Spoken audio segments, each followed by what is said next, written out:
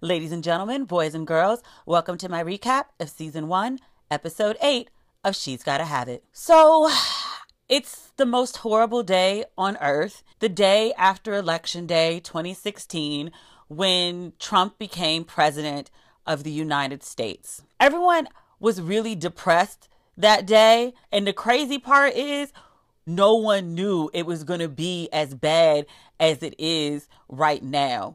Show is an understatement. Spike Lee captures the general depression in Brooklyn, New York City, and beyond. Nola and her friends got high. Opal cried. Nola painted a portrait of the first family. Mars and his sister do Yoruba. Even Greer was upset. Greer exercised.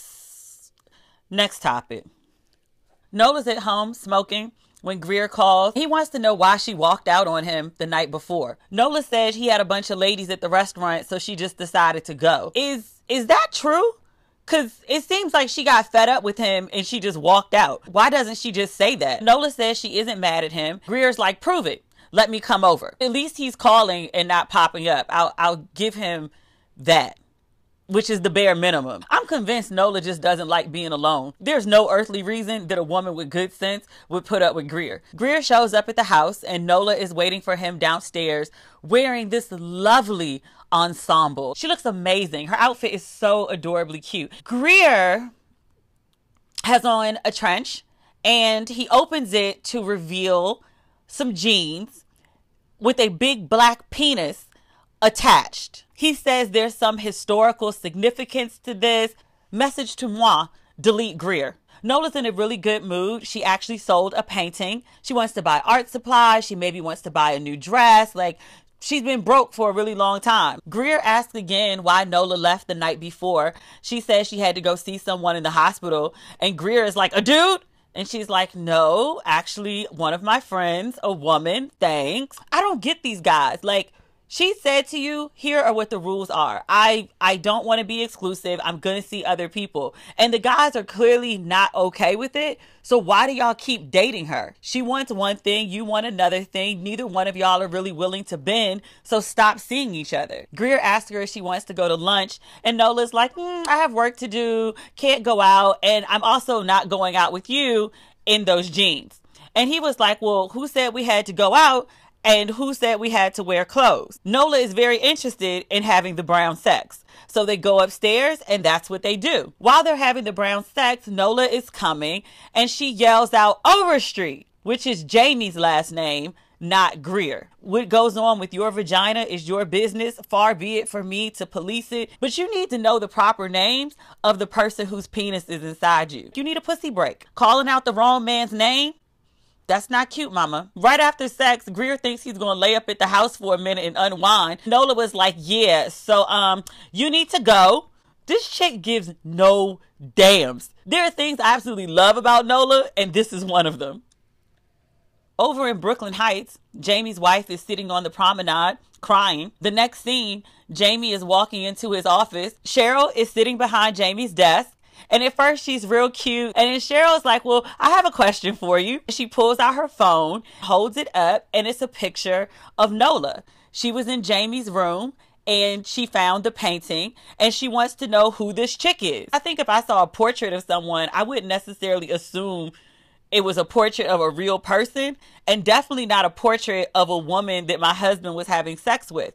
But Cheryl's been down this road before. Nola is not the first person that he's cheated on her with. And she's like, who is this woman? Who is this Nola darling that you wrote this $10,000 check to? Are you a 27-year-old? Jamie won't answer the question. And this is when he lost me. When your wife confronts you about what you do, you're still putting up the facade of being a faithful husband to her. You still want to play happily married man. You just want to have your cake and eat it too. You're not really trying to leave your wife. Jamie won't answer the question, but Cheryl knows the answer. She asked Jamie, do you tell this Nola that she's your soulmate? Do you tell her about the other soulmates, the one you had before her and then the one from 2 years ago?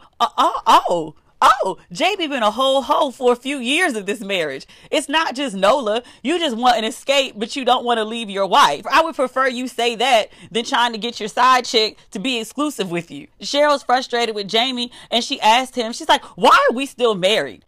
Questions that need answers. With haste, can the two of you get to a therapist? Dr. Jameson ain't getting paid by Nola. Surely she needs some more clientele to keep the rent paid. Nola goes to the art store to get some new supplies. When she gets to the register, her card ain't going through. Cheryl done stopped payment on that $10,000 check. He spent $10,000 from their joint account to buy art from his mistress. If it was Jamie's separate account, it was his own side money, Cheryl wouldn't have been able to touch it. What you won't do is be spending our household income, our joint account income. You won't be spending that on your side. Nola goes home. At the house, her landlord, Miss Ella, is waiting for her. And Miss Ella is none too pleased because Nola wrote Miss Ella a rent check that bounced. She was like, look, ma'am, I'm doing you a favor because as soon as you move out, I can have white folks move in paying 4 times as much for the same space without having to renovate not a floor panel. You got 2 days. Either run me my money or get a moving van or you're gonna be on the street. Nola goes upstairs and calls Jamie. She's absolutely hysterical. She was like, you didn't give me this money. It wasn't a loan. You bought my work. Why is the check not going through? Did your wife cancel the check? She is flipping on him, and rightfully so. Jamie's like, no, my wife had nothing to do with this. Sir, your wife had everything to do with this. You're a lying liar who lies, Jamie. Wait, haven't I said the same thing about Omari Hardwick on Power? What is it with people named Jamie lying? I sound like Angie. Nola is absolutely desperate for money. She takes some of her artwork and tries to sell it on the stoop of her brownstone. Nola's also walking dogs. Oh, and she's still teaching at the school. She's waiting for a check there. She's actually in the classroom when Rockaletta Moss pops in. Rockaletta Moss said, I think you might have too much mattress rodeo. Somebody put too much he in your hall. Who says that? The other option for what's ailing Nola is that she's got hustleitis, which she's trying to do too much to get her money up. Rockaletta Moss is a little more seasoned than Nola, and so she gives her some good advice. Work the hustle, don't let the hustle work you. Nola goes to hang out with Mars at his job, and she's complaining that she's really overwhelmed. She mentions for a second time that she may have to move out of Brooklyn to survive. And she mentions there's the unresolved situation with Onyx, who's still defacing her art. Mars points out that the Instagram page for Nola's street campaign has over 50,000 followers. And Nola's like, but that doesn't pay my bills. It can. Mars suggests that Nola speak to his sister again and ask for a cleansing. Nola also goes to her parents for money. Her father is like, well, I got a little something for you, baby girl. It's a gift, not a loan. Nola swears up and down she will pay her parents back. I'm like, girl, just take the money. That's your people. Let them take care of you. That's what they're there for. Take the goddamn money. I say that as someone who didn't take the money. Take the money. So I guess this cleansing is Nola's way of addressing the Dean situation. I had really hoped that there would be some sort of confrontation, or at least there could be a confrontation and a cleansing, but Nola's just going to go the cleansing option and see how that plays out. So she goes to Lourdes. She gives her a bathing in the Fort Greene Project's bathroom. And then she instructs Nola to take this bag and throw it over the gate at the cemetery, and then throw over some pennies and then run off and don't look back. This seems very odd to me, but I also consider myself a Christian. Once a month, we show up at church and they pass around grape juice and call it the blood of Jesus. So I'm really not in a position to judge anybody else's religious practices. So this is weird. Jamie shows up at the Hot and Trot. Apparently, he's a silent partner there. Jamie and Fat Joseph Cartagena grew up together. Winnie taught Jamie how to be down. And then it also seems that Winnie went to jail for Jamie over some drug-related stuff, possibly a murder. I couldn't follow that whole storyline. Jamie has shown up to ask for $10,000 in cash. He also wants out of the business because he doesn't like the way Fat Joe handled the Shemeka situation. Winnie complains, but he gives Jamie the $10K and Jamie goes on about his business. That scene was confusing to me. Mars, Mars is riding his bike over by Fort Greene Park where he runs into Clorinda. He tells her exactly what Nola told him not to. Nola's in a bad spot and she needs your help. And you should know that Nola is the one behind this massive street campaign that everyone is talking about. Clorinda's like, wait, what? He was like, yeah, that's all you need to know. Goodbye. And don't tell Nola that I told you. That's practically begging Clorinda to tell Nola because you know Clorinda don't really like Mars. I still want to know, how did they date? Between all of her hustles and money from her parents, Nola is finally able to pay her rent minus $20. Miss Ella's not.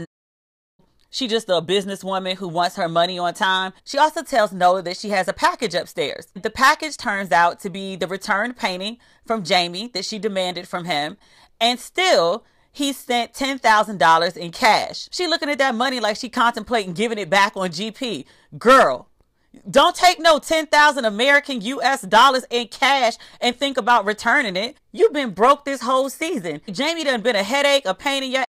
You got embarrassed in the street. You got fussed out by your landlady. That's good money owed for pain and suffering. You better take that money and you better spend it in a happy place. Don't you give that money back to Jamie. Don't you dare do it. Pay your daddy back. Since you told the man he was going to pay him back, pay him back. Take $20 out of that and go give it to Miss Ella on GP and give it the next 3 months too. Nola, darling, you better not give that money back. You got to take the Clay Davis approach to money. I'll take anybody's money if they giving it away. Shit. So, that is my recap of episode 8. Let me know what you thought about Jamie. Let me know what you thought about Nola. Let me know what you thought about this money. Should Nola give the money back to Jamie? As always, thanks for watching. Thanks for subscribing. Please subscribe. I'll see you soon. Bye.